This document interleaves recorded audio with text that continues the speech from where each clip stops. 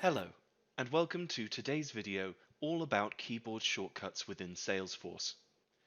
Maybe you've used keyboard shortcuts in Windows before.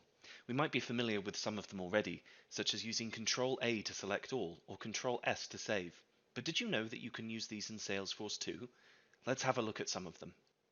The first keyboard shortcut we'll be looking at today is probably the one I personally use the most often.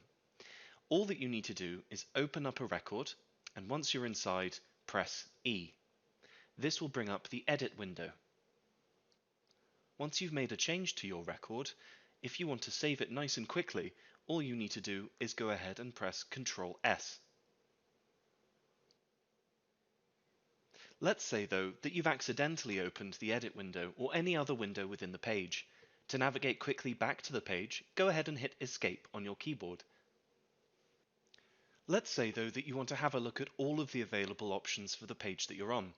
You could go to Help and Training, or you could press Ctrl and the slash key to bring up this menu here. This will show you every keyboard shortcut you can use for this page. As you can see, we've only looked at a couple examples of what we can do with keyboard shortcuts within Salesforce today. I hope you enjoyed today's video. Why don't you go and explore Salesforce and see what other keyboard shortcuts are out there waiting?